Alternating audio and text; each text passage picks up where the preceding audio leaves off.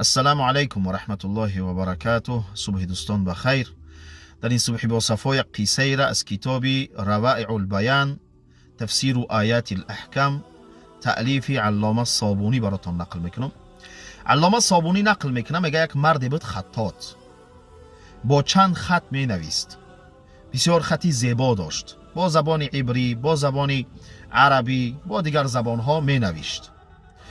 این مرد یک تورات می نویسه، کتاب یهودی ها، آنهایی که دعوای پیروی از حضرت موسی علیه السلام میکنن، کتاب اونها را می نویسه و چند کلمه را از پیش خودش تحریف میکنه، یعنی از پیش خودش دروغ در همون کتاب می نویسه. بعد از اینکه این کتاب می نویسه، کتاب میگیره نزدی دانشمندان یهود میبره. دانشمندان یهود که کتاب خودشون حفظ نمیدونن و نمیدونن که این کتاب این مرد، این خطاط تحریف کرده است، از پیش خودش چند کلمه را دروغ نوشته است، میگیرن کتاب بسیار خطی زیبا، خوشحال میشون و سپاسگزاری میکنن و براش تحفه میتن.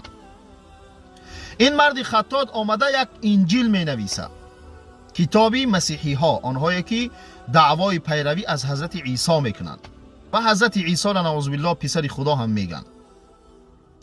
بعد از اینکه کتاب تمام میکنه، در داخل این کتاب هم چند کلمه دیگر دروغ از پیش خودش می نویسه، یعنی تحریف میکنه. وقتی که کتاب تمام میشوه، این کتاب گرفته میبره نزدی مسیحی ها، یعنی نزدی خریستیان ها. مسیحی ها هم که کتاب خودشون حفظ نمیدونن که این کتاب تحریف کردگی هست، از پیش خودش چند کلمه دروغ نوشته است، میبینن بسیار خطی زیبا، خوشحال میشوند، سپاسگزاری میکنن و براش تحفه میتن. این مرد خطاط آمده با زبان عربی، با حرف عربی یک قرآن مینویسه و چند کلمه را از پیش خودش دروغ در قرآن جا میکنه، یعنی تحریف میکنه. بعد از اینکه قرآن تمام میشوه، قرآن رو میبره نزدی حافظان قرآن، نزدی دانشمندان اسلام. وقتی که دانشمندان اسلام قرآن رو میگیرن، یک بار مراجعه میکنن از سوره فاتحه تا سوره قل اعوذ برب الناس. میبینن که تحریف کرده است، چند کلمه را آیت قرآن گفته از پیش خودش نوشته است. مردنک شتشپش میکنن. این مردی خطاط میگه ای مردم صبر کنید، من تنها میخواستم بفهمم که از همین کتابهای آسمانی کدامش تحریف شدگی نیست. مصدر و مأخذ اساسی این دین ها که کتاب اونهاست کدامش تحریف شدگی نیست، یعنی یک کلمه زیاد یا کم شدگی نیست. حالا یقین کردم که یگانه کتابی که از تحریف شدن، از زیاد و کم شدن حفظ شدگی هست، محفوظ است، این قرآن است و حالا میخواهم مسلمان شوم. و بعد از او کلمه توحید میگه و مسلمان میشوه.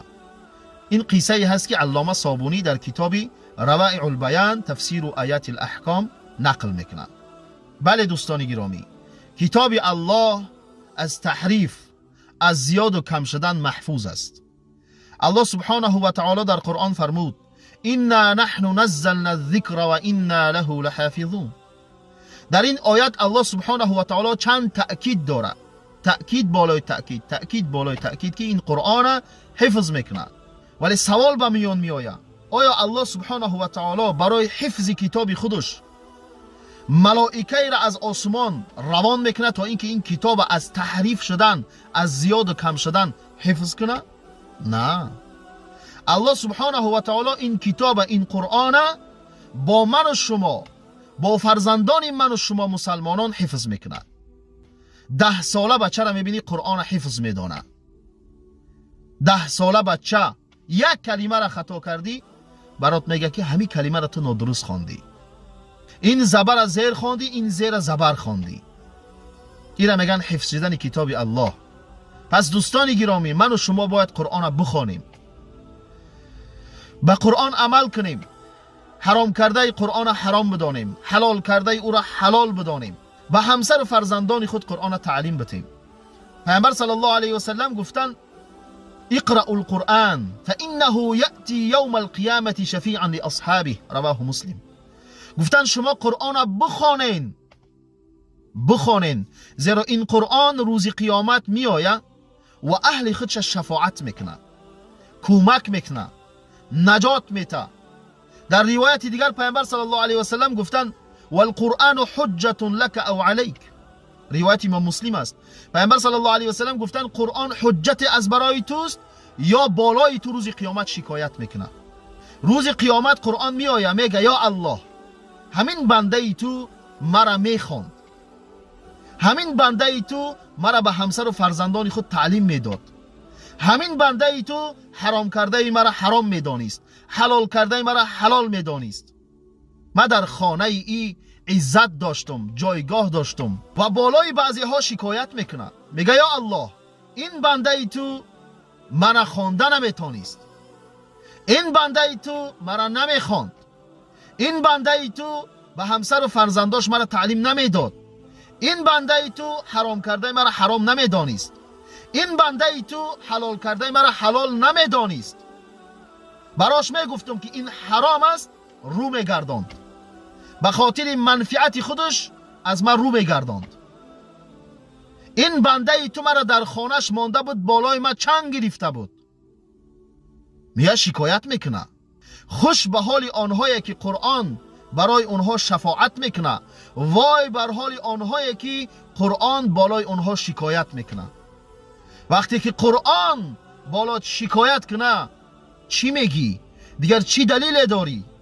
الله سبحانه و تعالی برات وقت میته، 30 سال و 40 سال و 50 سال و 60 سال و 70 سال. مگر عمری کم است که در همین عمری طولانی تا حال قرآن خوانده نمیتونی؟ واقعا این خسارت است، این زیان است که انسان در این عمری طولانی قرآن تعلیم نگیره و قرآن خوانده نتونه. پس دوستان گرامی، قرآن بخوانیم، با قرآن زندگی کنیم، با قرآن از دنیا رویم تا اینکه قرآن در روز قیامت برای من و شما شفاعت کنه. الله نگهبانی دوستان و علیکم السلام و رحمت الله و برکاته.